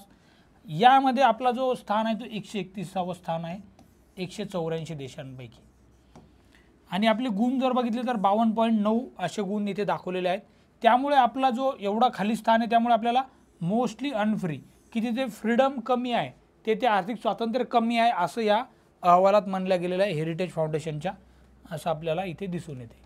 यामध्ये जर बघितलं आपण तर अव्वल देश जर बघितले तर सिंगापूर टॉपला आहे, त्यानंतर स्वित्झर्लंड, आयर्लंड, तैवान इथे दिसेल तुम्हाला थोडासा वेगळा आणि न्यूझीलंड. या तळात जो 176व्या स्थानावर तिथे उत्तर कोरिया दिसेल. म्हणजे तळाला कोण आहे? उत्तर कोरिया. टॉपला कोण आहे? सिंगापूर. म्हणजे तुम्हाला दिसेल जवळजवळच आहेत आशियामध्ये. पूर्व आणि जे आपण म्हणतो ना साऊथ ईस्ट कंट्रीज तिकडे त्या कंट्री आपल्याला दिसेल. ही पूर्वेला आशियाच्या आणि साऊथ ईस्टला आहे. आता यामध्ये कोणकोणते इंडिकेटर आणि विभाग आहेत? ते 4 विभाग आहेत बघा. कायद्याचं राज्य, सरकारची व्याप्ती किती आहे, आकार किती आहे त्याचा, त्यानंतर नियामक कार्यक्षमता रेग्युलेशन किती होते बरोबर, आणि बाजारपेठेचा खुलेपणा असा चौथा. असे 4 भाग आहेत आणि त्याचे वेगवेगळे 12 निर्देशांक आहेत. निर्देशक आपल्याला गरजेचे नाही, 4 ते डिपार्टमेंट जे आहेत ते लक्षात जरी ठेवले तरी चालेल. नेक्स्ट आता दिसेल आपल्याला हवामान जे आहे त्या रिलेटेड, त्यातही वायू गुणवत्ता कशी आहे जागतिक त्याचा अहवाल आलेला दिसतो. World air quality report 2022. यामध्ये तयार करणारं कोण आहे तर IQ एअर नावाची जी काही संस्था आहे त्यांनी तयार केलेला अहवाल आहे हा वर्ल्ड एअर क्वालिटी रिपोर्ट 2022. त्यामध्ये PM 2.5 ही जी पातळी असते, पर्टिक्युलेट मॅटर असं इंग्लिशमध्ये म्हणतात त्याला, तर या पातळीनुसार दिल्ली जगातील 50 सर्वाधिक प्रदूषित शहरापैकी 4थ्या क्रमांकावर आहे. हे स्टेटमेंट डायरेक्ट येऊ शकते की कितव्या क्रमांकावर आहे. आणि PM 2.5 जे काही पातळीचे कण असतात बारके, त्यानुसार जर बघितलं आपण 4थ्या क्रमांकावर प्रदूषित आहे. 2022 लोकसंख्येची सरासरी PM 2.5 आणि 33 ग्रामसह भारत 131 देशामध्ये 8व्या क्रमांकावर आहे. म्हणजे इथे लोकसंख्या नाही पाहिजे, प्रदूषणाची सरासरी असा पाहिजे तिथे शब्द. अहवालातील ठळक निष्कर्ष जर बघितले तर जगातील सर्वात प्रदूषित देश जे आहेत त्यामध्ये चाड, इथे सर्वात जास्त प्रदूषण आहे. 2 number Iraq, 3 number Pakistan, 4 number Bahrain, 5 number Bangladesh. या 5 देशामध्ये हवामानाचं जर बघितलं आपण हवा, तर हवा प्रदूषणात हे खूप म्हणजे जास्त प्रदूषित आहेत असं म्हणू शकतो आपण या अहवालानुसार. म्हणजे आणि सर्वात प्रदूषित राजधान्या जर बघितल्या तर मग चाड या देशाची जामेना आणि भारताची दिल्ली ह्या प्रदूषित राजधान्या आहेत असं मानलं जाते. त्यामध्ये शहरे जर बघितली सर्वात प्रदूषित, तर आता लाहोर ही राजधानी नाही तर मग दुसरे राजधानी सोडून दुसऱ्या शहरामध्ये जर बघितलं, लाहोर सर्वाधिक प्रदूषित आहे, होतान, भिवाडी, दिल्ली आणि पेशावर. म्हणजे नॉर्मल सिटीज की त्याच्यामध्ये दोन्ही येतील, मग तिथलच्या राजधान्या पण येतील आणि नॉर्मल शहरं पण येतील. तर मग पाकिस्तानचं लाहोर हे सर्वात जास्त प्रदूषित शहर आहे. वायू गुणवत्ता तिथलची खूप खराब आहे असं आपण म्हणू शकतो. त्यानंतर आता जागतिक जे काय आरोग्य संघटना आहे त्याच्यानुसार जे PM 2.5 पातळी ती 5 ग्राम पर मीटरपेक्षा खाली असावी असं त्यामध्ये म्हणणं आहे. आता याच्यात ही पातळी प्राप्त करणारे देश कोणते आहेत, म्हणजे ज्या देशांमधली हवा गुणवत्ता खूप चांगली आहे त्यामध्ये Indonesia, Finland, Grenada, Iceland, New Zealand, Australia या देशांमधली हवा एकदम चांगली आहे गुणवत्ता. त्यामध्ये ऑस्ट्रेलियातील कॅनबेरा जे आहे ते सर्वात स्वच्छ हवेची राजधानी शहर आहे. म्हणजे ऑस्ट्रेलियामध्ये आपल्याला दिसते की तिथलची हवा गुणवत्ता खूप चांगली आहे त्यांच्या राजधानीमध्ये आणि जगातील सर्वात स्वच्छ हवेची राजधानी म्हणू शकतो आपण त्याला. त्यानंतर एक इंडिया जस्टिस रिपोर्ट जो आहे तो टाटा ट्रस्टने आणलेला आहे. हाचा अहवाल जो आहे तो प्रकाशित झाल्यानंतर त्याच्यात महाराष्ट्र जो आहे राज्यामध्ये तो 11व्या स्थानावर आहे. आता जस्टिस म्हणजे न्याय किती लवकर मिळू शकतो प्रत्येक राज्यामध्ये. त्यामध्ये उच्च न्यायालयांमध्ये सरासरी प्रलंबित खटले किती आहेत त्याचं प्रमाण जर बघितलं तर 11.34 वर्ष उत्तर प्रदेश, पश्चिम बंगालमध्ये 9.9 वर्ष, म्हणजे इथे सर्वाधिक आहे ते इतक्या वर्षांपासून खटले पेंडिंग आहेत. त्रिपुरामध्ये 1 वर्ष, सिक्कीममध्ये 1.9 वर्ष, मेघालयमध्ये 2.1, म्हणजे सर्वात कमी तिथे ह्या 3 राज्यांमध्ये. या अहवालानुसार जर बघितलं आपण की जे मोठी राज्य आहेत म्हणजे जिथे 1 कोटीपेक्षा जास्त लोकसंख्या आहे त्याशा 18 मोठ्या राज्यांमध्ये मध्यम आकाराच्या राज्यामध्ये कर्नाटक जे आहे तिथे न्याय प्रदान करण्यात अव्वल ठरले. म्हणजे तिथे न्याय प्रदान जे आहे ते फास्ट होते, तिथे पेंडिंग केसेस कमी आहेत असं म्हणे. तर उत्तर प्रदेश जे आहे ते सर्वात शेवटी आहे. म्हणजे 2 राज्यांची नावं लक्षात ठेवायची आपल्याला, महाराष्ट्र सोडून. कर्नाटक टॉपला आहे, उत्तर प्रदेश बॉटमला आहे जर का मोठी राज्य बघितली तर, आणि महाराष्ट्र मोठ्या राज्यांमध्ये 11व्या स्थानावर आहे, तेही लक्षात ठेवायचं आपण. आता क्रमवारी थोडक्यात अजून बघून घेऊयात आपण. टॉपमध्ये जे आहेत ते कोण आहेत, कर्नाटक, तामिळनाडू, तेलंगणा साऊथचे स्टेट आहेत. उत्तर प्रदेश बॉटमला आहे मोठ्या राज्यांमध्ये. लहान राज्यांमध्ये बघा सिक्कीम टॉपला आहे, नंतर अरुणाचल, त्रिपुरा आणि बॉटमला जे आहे ते गोवा आहे. म्हणजे रेड याच्यात जे दिसेल तुम्हाला ते एकदम बॉटमला तिथे खूप गरजेचे आहे जस्टिस. लहान राज्यांमध्ये आपण बघितलं की 1 कोटीपेक्षा कमी लोकसंख्या आणि त्याच्यात गोवा जे आहे ते बॉटमला, सिक्कीम अव्वल स्थानी. आणि इंडिया जस्टिस रिपोर्ट कोण काढते तर टाटा या संस्थेद्वारे काढला जातो. त्यामध्ये आता काही गोष्टी जर बघितल्या आपण तर यामध्ये हा टाटा ट्रस्टचा जरी उपक्रम असला तर याच्यात मदत बघा विविध संस्थांची होते. या सर्व संस्था पाठ करायची गरज नाही, एक आयडिया असू द्या फक्त. त्यामध्ये बघा दिसेल तुम्हाला centre for social justice, common cause नावाची एक संस्था आहे, कॉमनवेल्थ ह्युमन राईट इनिशिएटिव्ह आहे, दक्ष नावाचा एक प्लॅटफॉर्म आहे, जी टीस आहे टाटाचीच आहे ती सोशल इन्स्टिट्यूट, प्रयास, विधी centre for legal policy, how India live, अशा वेगवेगळ्या ज्या NGOज आणि संस्था आहेत त्यांच्या मदतीने टाटाने हा उपक्रम करून इंडिया जस्टिस रिपोर्ट काढला आहे. 2019 प्रथम प्रकाशित करण्यात आला होता. प्रत्येक राज्यांमध्ये आता मग तिथलचं पोलीस, न्यायव्यवस्था, तुरुंग आणि कायदेशीर मदत या 4 स्तंभांचा विचार करून हा अहवाल न्याय वितरणाच्या बाबतीत राज्यांच्या कामगिरीचं मूल्यमापन करतो आणि तिथे मग त्यांची रँकिंग करतो. त्यानुसार मग आता लक्षात काय ठेवायचं तुम्हाला, महाराष्ट्र 11व्या स्थानावर आहे, टॉपमध्ये कर्नाटक आणि बॉटमला उत्तर प्रदेश, लहानमध्ये सिक्कीम आणि गोवा. ह्या गोष्टी लक्षात ठेवायच्या आपल्याला यामध्ये.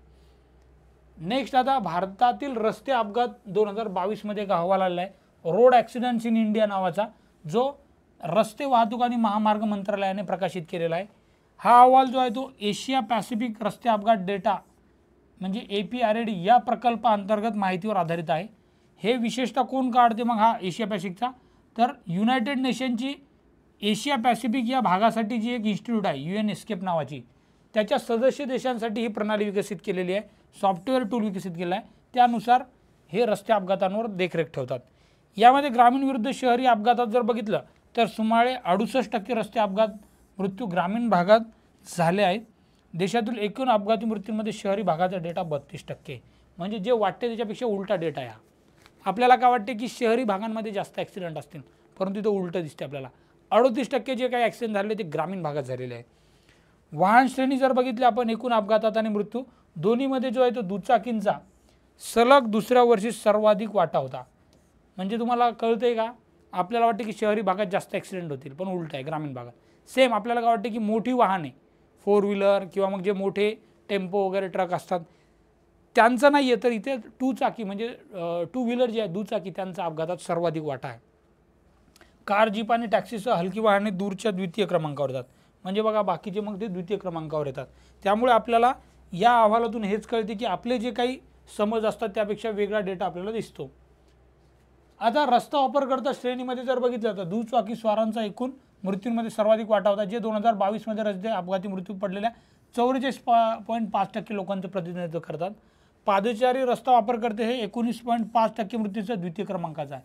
म्हणजे बघा की आपल्या इकडचे ज्या फुटपाथ आहेत त्या पण सेफ नाही आहेत. आपल्याला वाटेल की इथे कसं, तर इथे दिसेल आपल्याला जवळपास 19.5% मृत्यू जे आहे म्हणजे 2 नंबरचा कॉझिंग फॅक्टर आहे तो. राज्य विशिष्ट डेटा जर बघितला आपण तर सर्वाधिक जे ते तामिळनाडूमध्ये झालेले आहेत रस्ते अपघात, त्यानंतर मध्य प्रदेशमध्ये 2 नंबर आहेत. उत्तर प्रदेशमध्ये सर्वाधिक मृत्यू झालेले आहेत कारण लोकसंख्या जास्त आहे. ज्या सर्व मृत्यू झाले त्याच्यापैकी 13.4% तिथलचे आहेत. त्यानंतर तामिळनाडू 2 नंबरला झाले आहे. आंतरराष्ट्रीय तुलना जर बघितली आपण तर भारताचा जगात प्रथम क्रमांक लागतो याच्यात. त्यानंतर चीन, अमेरिका, व्हेनेझुएला जर बघितला तिथं लोकसंख्येमध्ये जर लोकसंख्येच्या मागे बघितलं 1 लाखाच्या तर तिथे खूप जास्त प्रमाण आहे व्हेनेझुएलामध्ये. बाकी ओव्हरऑल मग भारत 2 नंबर चीन आणि 3 नंबर अमेरिका आहे जिथे रस्ते अपघात जास्त होतात.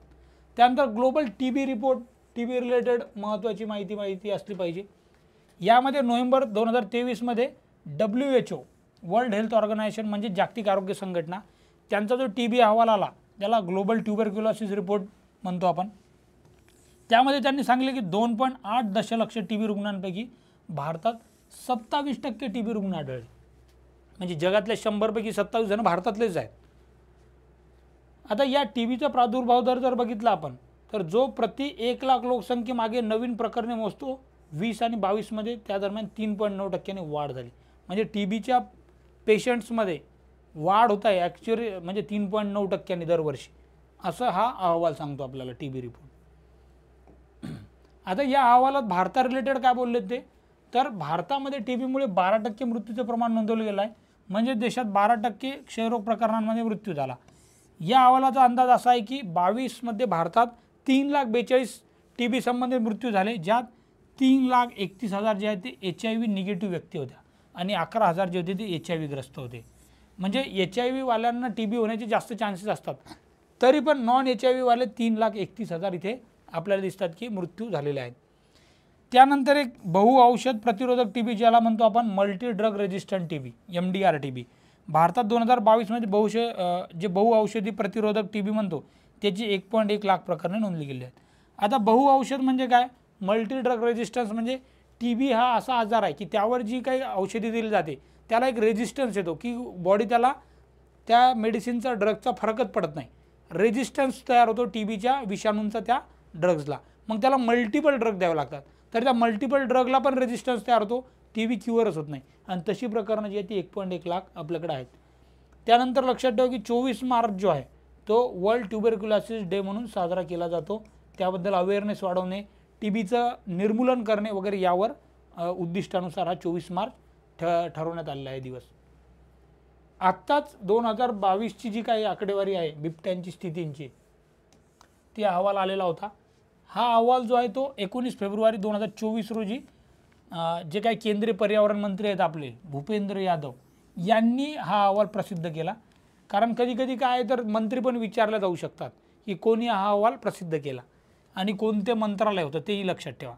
आता यामध्ये कोण कोण आहे तर राष्ट्रीय व्याघ्र संवर्धन प्राधिकरण जे आहे ते आणि wild life institute of India यांनी राज्य वन विभागाच्या सहकार्यांनी बिबट्याच्या लोकसंख्येचा हा 5वा अंदाज प्रसिद्ध केला. म्हणजे 3 जण आहे त्याच्यात, प्राधिकरण आहे, ही इन्स्टिट्यूट आहे आणि राज्यांचे जे वेगवेगळे वन विभाग आहेत. या अहवालातील ठळक बाबी बघून घेऊयात. भारतातील बिबट्यांची संख्या 2018 मध्ये जी 12,852 होती त्यामध्ये 8% वाढ झाली आणि आता 13,874 अशी झालेली आहे. म्हणजे ही आपल्याला लक्षात ठेवायच्या दोन्ही गोष्टी, किती वाढ झाली, 8% वाढ झालेली आहे आणि कुठून कुठपर्यंत गेलेली आहे. या दोन्ही फॅक्ट्स आपल्यासाठी गरजेचे आहेत.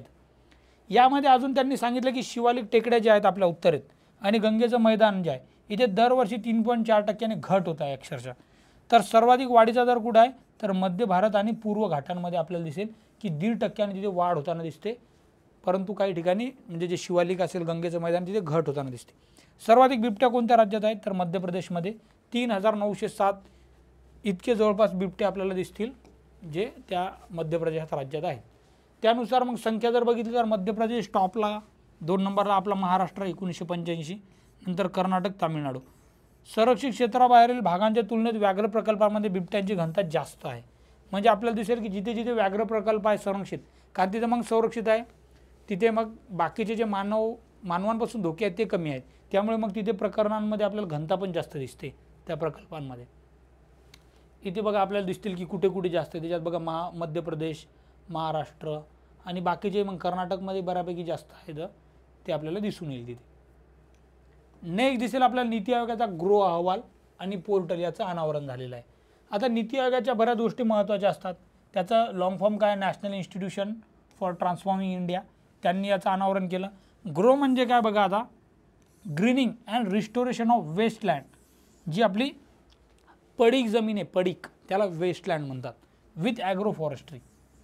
त्या पडीक जमिनीवर कशी आपल्याला ॲग्रिकल्चर आणि फॉरेस्ट्री ह्या 2 गोष्टी करता येतील, त्याला आपण कंबाईनली ॲग्रो फॉरेस्ट्री म्हणतो. तर या पडीक जमिनीवर कशी ॲग्रो फॉरेस्ट्री करता येईल त्याच्यासाठी हा इनिशिएटिव्ह करण्यात आलेला आहे, ज्याला आपण कृषी वनीकरण म्हणतो. ही एक जमीन वापर व्यवस्थापन प्रणाली आहे जिच्यामध्ये झाडे झुडपे यांना पिके आणि पशुधनासह एकत्रित करण्यात येते.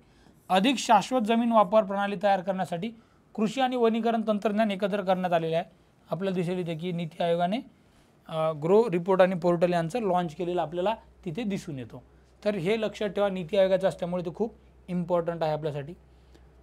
ग्रो अहवालाची आता वैशिष्ट्ये वगैरे बघून घेऊयात आपण. यामध्ये डायरेक्ट तुम्हाला थोडेसे जर का डेप्थमध्ये विचारलं तर हे एक टार्गेट आहे.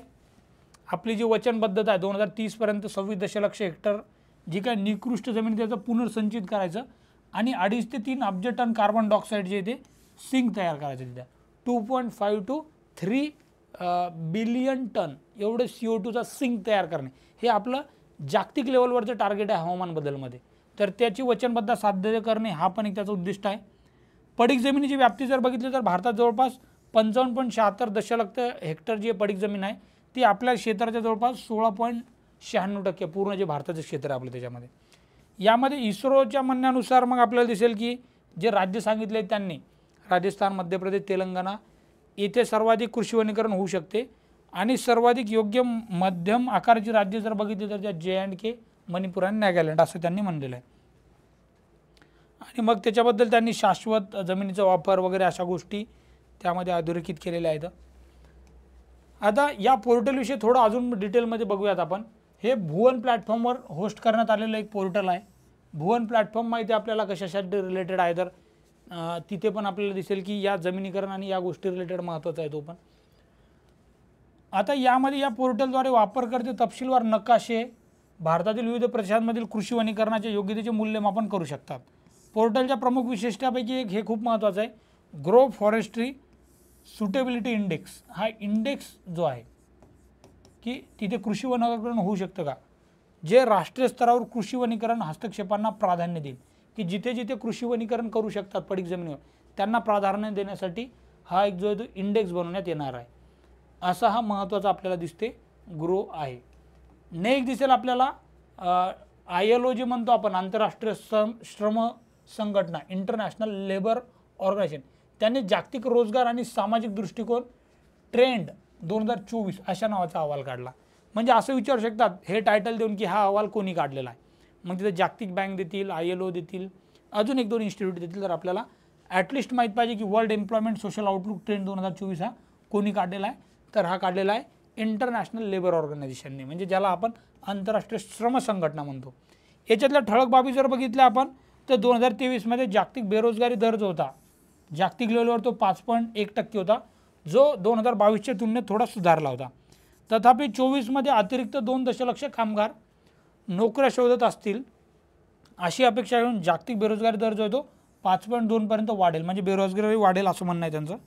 2023 बेरोजगारीचा दर उच्च उत्पन्न असलेल्या देशांमध्ये 4.5 वर कायम होता, तर कमी उत्पन्न असलेल्या देशांमध्ये 5.7 वर होता. म्हणजे कमी उत्पन्न असलेल्या देशांमध्ये जास्त बेरोजगारी आहे असं हा अहवाल अधोरेखित करतो. त्यानंतर जो PYQ येऊन गेला होता, असर अहवाल कोण काढते, तरी असर अहवालाबद्दल बघून घेऊया. 2023च्या असरचा लॉंग फॉर्म काय, तरी काढणारी NGO प्रथम जी विचारला गेलेली होती कोणती, यांचा 18वा आहे. याचा लॉंग फॉर्म आहे annual status of education report, ज्याचा शॉर्ट फॉर्म आहे असर. यावर्षी शीर्षक काय होतं 23चं, तर बियॉन्ड बेसिक्स, की बेसिक्सच्या पुढे जा आता, असं त्याचं आपल्याला दिसेल या प्रथमचं यावर्षीचं शीर्षक होतं अहवालाचं. Every child in school learning well. Pratham NGOद्वारे घेण्यात येणारे एक वार्षिक नागरिकांच्या नेतृत्वाखालील घरगुती सर्वेक्षण आहे.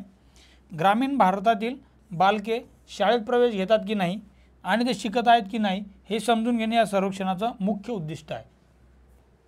त्यानंतर आपल्याला 2-3 गोष्टी जर बघायच्या, 2005 पासून हा भारतातील सर्व ग्रामीण जिल्ह्यांमध्ये दरवर्षी सर्वेक्षण आयोजित करतात.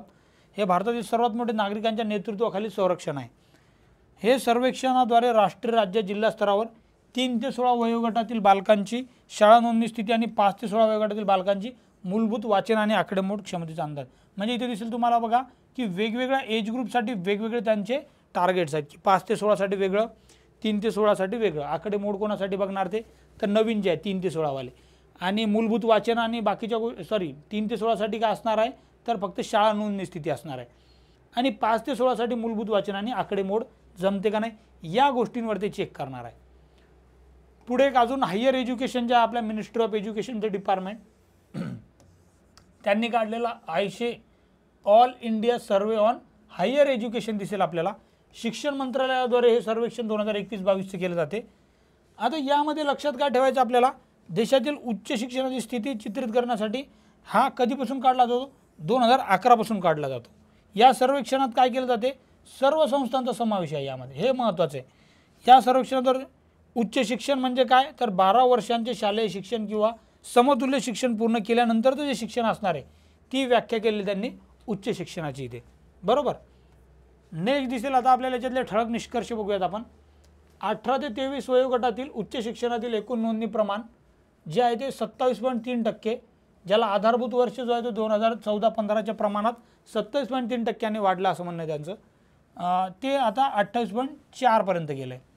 याच्यात महिलांचं जर बघितलं आपण की नाव नोंदणी, तर ती आपल्याला दिसेल की जी 2021 27.9%, ती 2021-22 पासून म्हणजे 28.5% वाढलेली आहे, म्हणजे 2.07 कोटीपर्यंत वाढलेली आहे. 17-18 पासून सलग 5व्या वर्षी महिलांचा ग्रॉस एनरोलमेंट जो पुरुषांच्या ग्रॉस एनरोलमेंट आहे त्याच्यापेक्षा जास्त आहे. हे स्टेटमेंट डायरेक्ट परीक्षेत येऊ शकते आणि आपल्याला वाटेल की महिलांचं उलटं असेल, की त्यांची नाव नोंदणी ग्रॉस एनरोलमेंट रेशो म्हणजे सोप्या भाषेत नाव नोंदणी ही कमी असेल, परंतु सलग 5व्या वर्षी ही जास्त आहे हे सांगितलेलं आहे. बाकी आपल्याला कळलंच all India survey on higher education जे आपल्याला एज्युकेशन डिपार्टमेंटच काढते गव्हर्नमेंटचे, त्यामुळे ते महत्त्वाचं आहे. त्यानंतर एक जे आहे EPFO नावाची जी संस्था आहे ते नियोक्ता रेटिंग सर्वेक्षण त्यांनी केलेलं आहे. एम्प्लॉय रेटिंग सर्वे कोण करते ते, तर कर्मचारी भविष्य निर्वाह निधी ज्याला EPFO म्हणतो आपण इंग्लिशमध्ये, एम्प्लॉई प्रोव्हिडंट फंड ऑर्गनायझेशन. ज्यांनी सोबत कोण आहे त्यांच्या मंत्रालय महिला व बाल विकास यांनी विमेन इन वर्कफोर्स फॉर विकसित भारत या कार्यक्रमावेळी हे सर्वेक्षण सुरू केलेलं दिसते आपल्याला।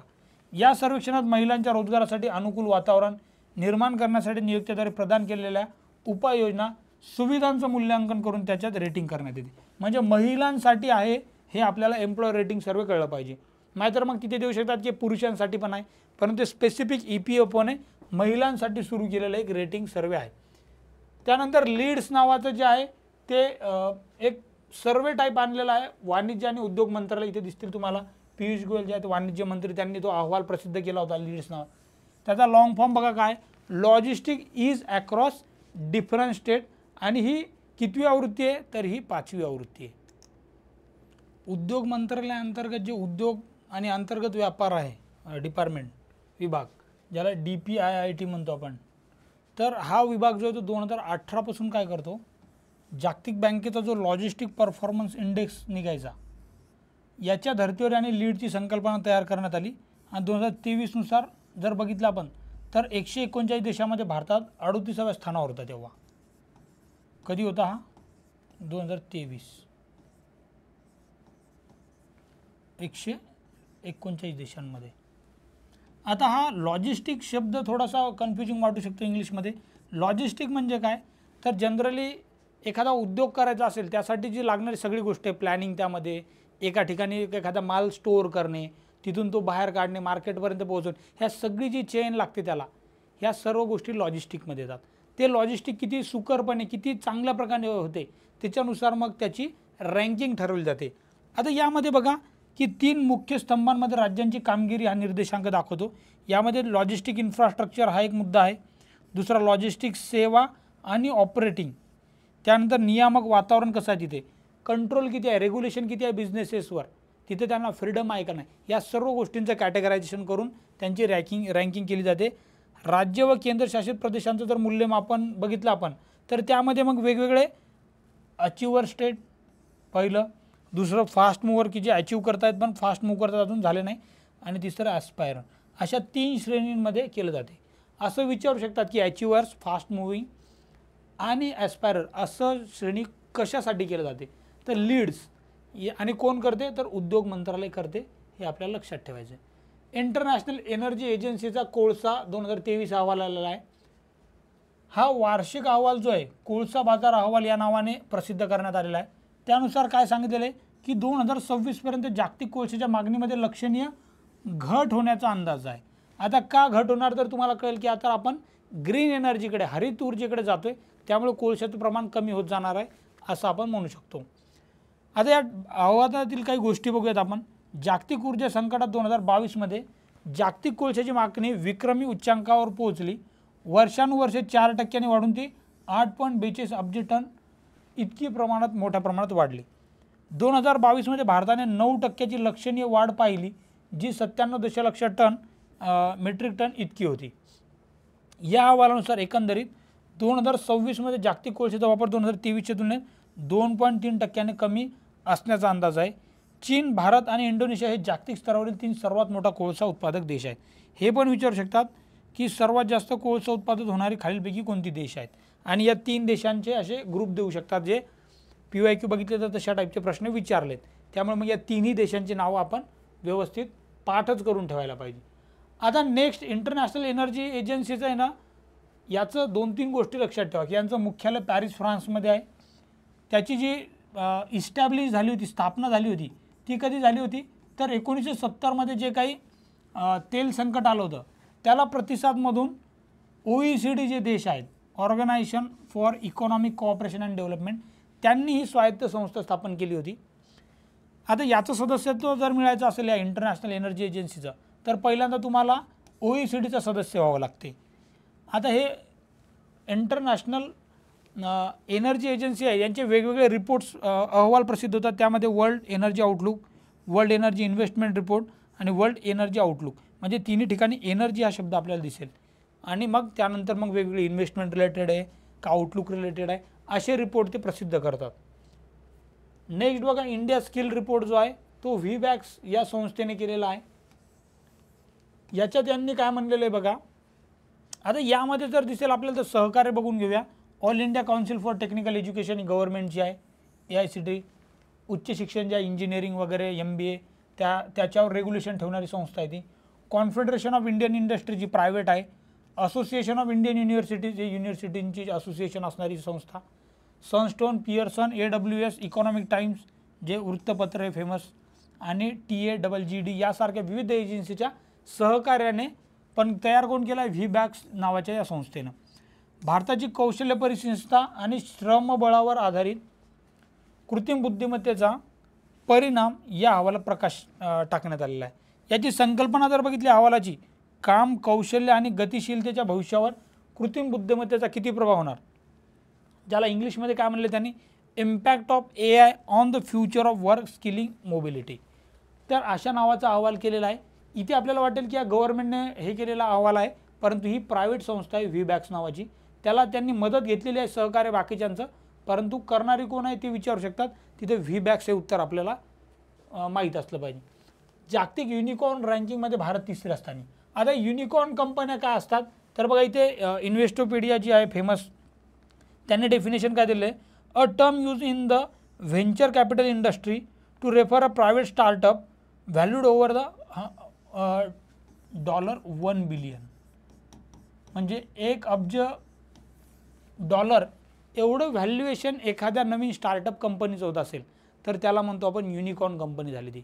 की आज सुरू केली, आज समजा $1 लाख त्यांच्याकडे व्हेंचर कॅपिटल आहे, त्यांच्याकडे भांडवल आहे, ते जेव्हा त्यांचं $1 अब्ज होईल त्या कंपनीचं सुरू झाल्यानंतर आज, तेव्हा आपण म्हणू की ती कंपनी युनिकॉर्न कंपनी झाली. आणि अशा युनिकॉर्न कंपन्या जर बघितल्या आपण तर त्यामध्ये दिसेल तुम्हाला अमेरिका टॉपला आहे 668 युनिकॉर्नसह, दुसऱ्या स्थानी चीन आहे 172 आणि तिसऱ्या नंबरला आपण आहे 72.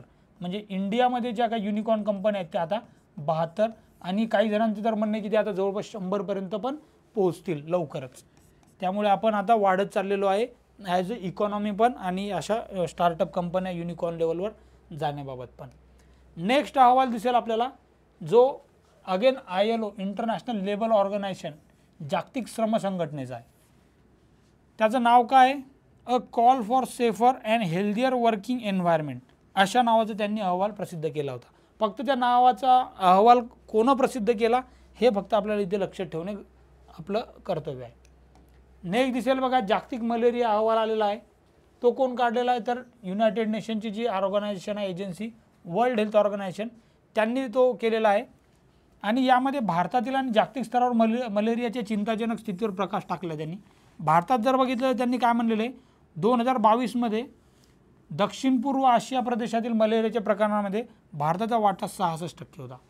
म्हणजे तो पूर्ण रिजन जो आहे तिकडच्या 10-12 कंट्रीज आणि आपल्या इकडच्या 5-6 कंट्री यामध्ये 66% आपला वाटा आहे. एक प्रोटोझोल परजीवी जो आहे प्लाझ्मोडियम वायवॅक्स या प्रदेशातील जवळपास 46% मलेरिया प्रकरणांसाठी कारणीभूत आहे. जागतिक मलेरिया निर्मूलन उद्दिष्ट जर बघितलं तर WHOनं 2025 मलेरियाची प्रकरणे आणि मृत्यूदर 75% आणि 2030 पर्यंत 90% कमी करण्याचं उद्दिष्ट ठेवलेलं आहे. नेक्स्ट बघा, आता युनायटेड नेशन एन्व्हायरमेंट प्रोग्राम जो आहे पर्यावरणाशी रिलेटेड प्रोग्राम, त्यांचा इमिशन गॅप रिपोर्ट आलेला आहे 2023चा. यामध्ये आता आपल्याला लक्षात घ्यायचं, युनायटेड नेशन एन्व्हायरमेंट प्रोग्राम यांनी जो केलेला हा रिपोर्ट हा 14वा अहवाल आहे आत्तापर्यंत. त्यामध्ये त्यांनी 2021 जे काही हरितगृह वायू म्हणतो आपण त्याच्यात जागतिक हिस्सा कोणाचा किती आहे ते सांगितलेलं आहे. त्यामध्ये चीनचा 30%, अमेरिकेचा 11%, भारताचा 60%, युरोपियन युनियनचा 60%, पूर्ण युरोपियन युनियन, रशियाचा 5% आहे. म्हणजे हे 5 जे आहेत ते लक्षात ठेवायचं. याच्यात आता ही ऑर्गनायझेशन आहे, पूर्ण संघटना आहे 4 नंबरला. बाकी पहिले 3 जे आहेत ते देश आहेत, चीन, अमेरिका, भारत. आणि कोण करते तर UN एन्व्हायरमेंट प्रोग्राम जे आहे त्यांनी हा रिपोर्ट काढला जातो. गॅप किती त्याच्यामध्ये गॅप आहे तो शोधण्याचा प्रयत्न केला जातो. त्यानंतर WMO जी म्हणतो आपण जागतिक हवामान संघटना, तर या जागतिक हवामान संघटनेने वर्ल्ड मेट्रोलॉजिकल ऑर्गनायझेशन जे म्हणतो आपण त्यांनी काढलेला ग्लोबल क्लायमेट आता हा 10 वर्षाचा आहे 2011 ते 20, अ डिकेड म्हणजे दशक ऑफ ॲक्सलरेशन असा नावाचा त्यांनी अहवाल प्रसिद्ध केला आहे. वर्ल्ड मेट्रोलॉजिकल ऑर्गनायझेशन म्हणजे जागतिक हवामान संघटना. महत्त्वाचे मुद्दे जर बघितले तर त्यांनी ट्रेंड सांगितलेले आहेत तापमाना रिलेटेड. 2011 ते 20 हे दशक जमीन आणि महासागर या दोन्हीसाठी पण रेकॉर्डावरील सर्वात उष्ण उदयास आलेला आहे. म्हणजे हे जे दशक होतं हे आत्तापर्यंत जमीन घ्या तुम्ही किंवा महासागरातलं घ्या, तिथे आत्तापर्यंत एवढं तापमान जास्त नव्हतं असं दशक राहिलेलं आहे असं हा अहवाल सांगतो. जागतिक सरासरी तापमान 1850 ते 19च्या सरासरीपेक्षा 1.1 प्लस किंवा मायनस 0.12 डिग्री सेल्सिअसपर्यंत वाढले आहे. तसेच 1990 नंतरच्या प्रत्येक दशकाने उष्णतेमध्ये मागील दशकातील तापमानाला मागे टाकलं आहे. त्यांनी ते पण सांगितलं की हे जे इंडस्ट्रियलायझेशन झालं होतं, औद्योगिकरण, त्यानंतरचं प्रत्येक दशक असं होतं की मागच्या दशकात जेवढी उष्णता होती त्याच्यापेक्षा जास्तच राहिलेली पुढच्या दशकामध्ये. त्यामुळे हे काय असं तेवढं नवीन नाही असंही म्हणू शकतो आपण. 2016 आणि 2020 हे सर्वात उष्ण वर्षांमध्ये अनेक देशांमध्ये विक्रमी उच्च तापमान नोंदवलं गेलं आहे. म्हणजे 20 आणि 16 हे खूपच तापमानाच्या बाबतीत एकदम गंभीर इयर राहिलेले आहेत. हरितगृह वायू उत्सर्जन जर बघितलं आपण तर मुख्य हरितगृह वायूंचं वातावरणातील सांद्रता वाढतच राहिली आहे. विशेषतः CO2चं प्रमाण 2020 413.2 ppm पार्ट्स पर मिलियन ppm म्हणजे पर्यंत पोहोचला आहे. त्यानंतर एक IUCNची रेड लिस्ट येत असते. तर IUCN काय आहे, रेड लिस्ट काय आहे, तर ते थोडं माहीत पाहिजे. तर आता IUCN म्हणजे काय, तर international union for conservation of nature या नावाची संस्था आहे. ती यांची अपडेट करण्यात आली होती लिस्ट, रेड लिस्ट. ही संस्था काय करते, तर ही स्थापना झाली 5 ऑक्टोबर 1948ला, मुख्यालय ग्लँडला आहे.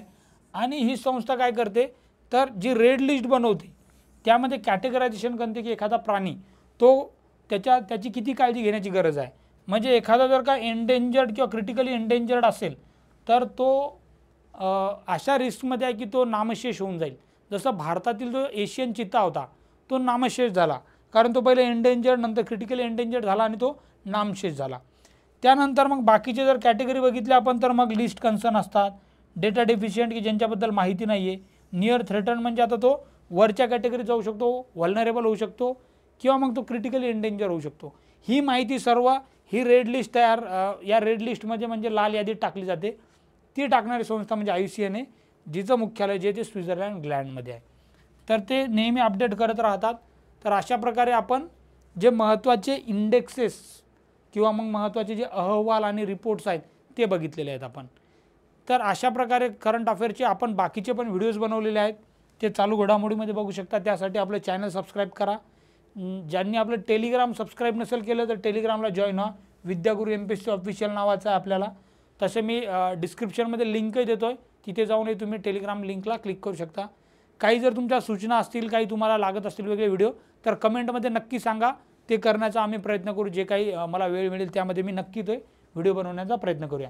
तर अशा प्रकारे आता आपण चालू घडामोडीच्या या टॉपिकला थांबूयात. पुढच्या लेक्चरमध्ये मिळूयात, आपण भेटूयात नवीन टॉपिकसह. इथे थांबूयात. थँक्यू.